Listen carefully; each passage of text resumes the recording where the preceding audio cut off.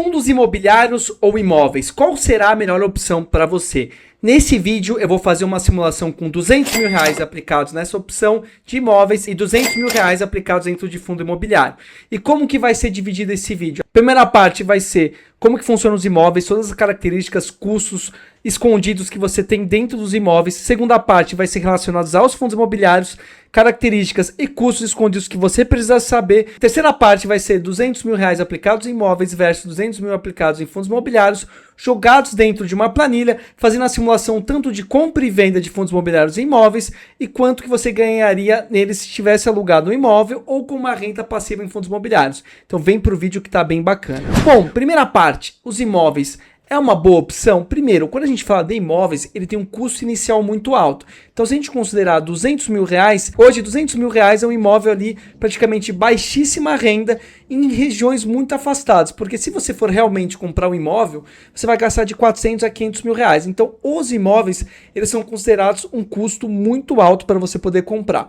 Outro ponto de imóveis que seria a liquidez dele, ou seja, facilidade de você vender o imóvel ou não. Quando a gente fala de imóveis, a gente fala que em média um imóvel demora mais de 1 ano e meio para vender. Então se você está precisando de dinheiro rápido, você acaba torrando o dinheiro que você tem dentro de imóveis. Então por conta disso, os imóveis acabam tendo liquidez baixíssima, praticamente quase impossível para você vender um imóvel. Outro ponto são os custos envolvidos que tem dentro do imóvel.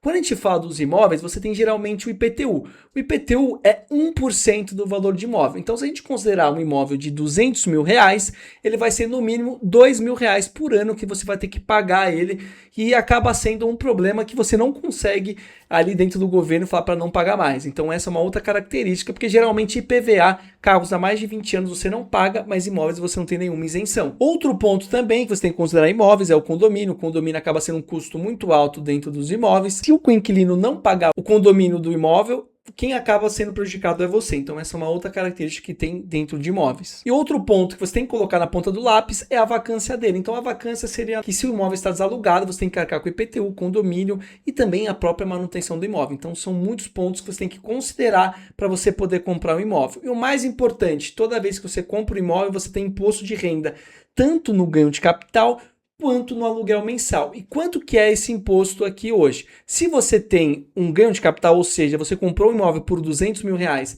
e está vendendo por R$ 400.000, essa diferença é o lucro. E esses R$ 200.000 eles são tributados em 15%. Detalhe, se você vender esse imóvel num período de 6 meses e aplicar novamente em outro imóvel, você não paga e acaba sendo isento. Mas, de qualquer forma, você paga 15% ali no ganho de capital. Agora, quando a gente vai para a renda mensal, ano que vem o governo vai colocar um imposto de 27,5% recebidos no valor de aluguel. Então, se você tem R$ 1.000 recebidos de aluguel, você vai pagar R$ 275 para o governo, sem choro, sem vela. Então, essa é uma decisão péssima se você for pensar em fazer esse tipo de investimento. Fora que você tem que pagar mensalmente um DARF. Fundos imobiliários. Fundos imobiliários, a grande vantagem é que com menos de R$ 10, você já consegue comprar várias cotas de vários fundos imobiliários. Por exemplo, o MXRF11, que é o maior fundo imobiliário dentro da bolsa, com menos de R$ 10 você compra uma cota. Liquidez altíssima. Então, se você compra um fundo imobiliário, geralmente 2 dias úteis ele está na sua conta corrente. Então, acaba sendo uma vantagem muito grande que você consegue se desfazer com muita facilidade. Então, e também você não precisa vender todo o valor investido. Então, por exemplo, se você tem R$ 100.000 e só precisa de 10 mil, você pode vender R$ 10.000 e deixar os R$ 90.000 aplicados. Uma outra vantagem de fundo imobiliário, você consegue fazer efeito bola de neve. Você pode começar aplicando os valores mensais todos os meses e daqui a pouco você está recebendo um real de dividendo, vai para 2, vai para 10, vai para 20, vai para 30, ou seja, isso você não consegue fazer com o imóvel, que o valor do investimento do imóvel é altíssimo. Imposto de renda. O imposto de renda dentro de fundo imobiliário atualmente é isento. Então o governo ele não pode cobrar imposto de renda nesses tipos de investimento. Porém, se você compra um fundo imobiliário a R$ 100 e vende ele a 200, esse ganho de capital que é igual de imóveis, você acaba também pagando imposto de renda, que atualmente ele acaba sendo 20%, e você tem que declarar e fazer uma DARF até o último dia útil do mês subsequente. O que seria isso? Vendeu em fevereiro, tem que vender até o último dia útil de março. Então você tem que pagar, senão você paga a multa.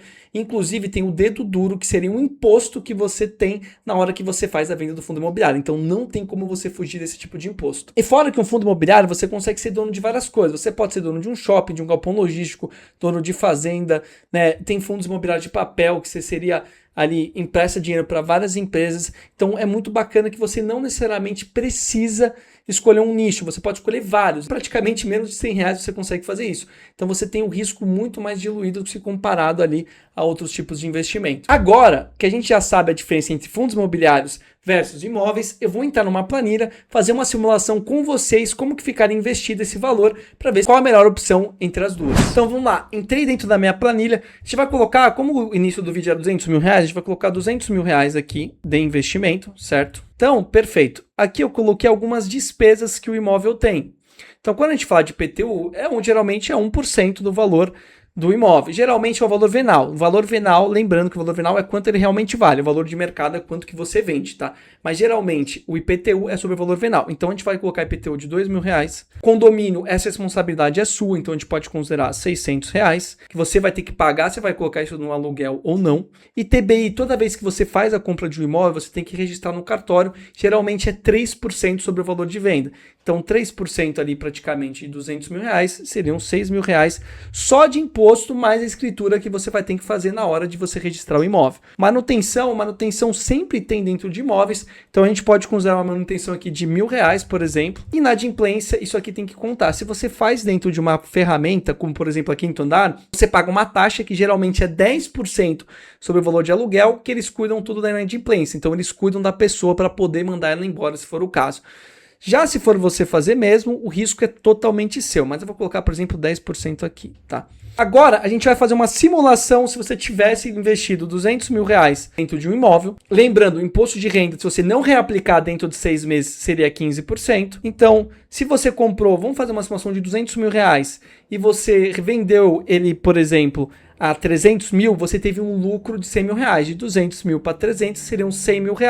Você pagaria ali 15% de imposto, seria R$15 mil só de imposto de renda que você pagaria dentro desse imóvel. Agora, se a gente for fazer para aluguel, R$200 mil seria o investimento. Imposto de renda para aluguel, ele é 27,5% sobre o valor do aluguel. Então, quanto que rende hoje um imóvel em média? Hoje o imóvel em média ele rende 0,5% do valor do imóvel. Então, R$200 mil aplicados, ele vai te pagar uma renda de R$1.000 ali por mês, descontando o imposto de 27,5%, que seria essa tabela aqui que eu vou colocar na tela, ele pegaria R$750. Então, olha a diferença que você tem ali pensando no imóvel.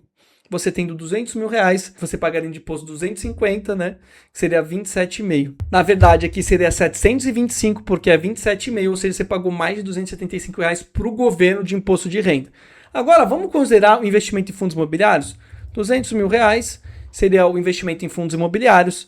Quando a gente fala ali em fundos imobiliários, o IPTU ele não tem. Então aqui é zero, certo? Condomínio você não tem também. E TBI, ou seja, uma escritura para você fazer o imóvel você não tem também. Manutenção, você não tem nenhum trabalho, aqui então também é zero. Inadimplência, tem muitos fundos imobiliários que têm inadimplência, mas dificilmente o fundo imobiliário ele tem problema de inadimplência. Se você pegar uma boa gestora, como Quineia, né, a própria XP, o próprio BTG, Itaú, dificilmente dá problema de inadimplência. E se der um problema de inadimplência, geralmente é 0,3 ao mês que você vai receber a menos. Então é muito raro dar esse tipo de problema. Tá, então aqui eu vou colocar nulo.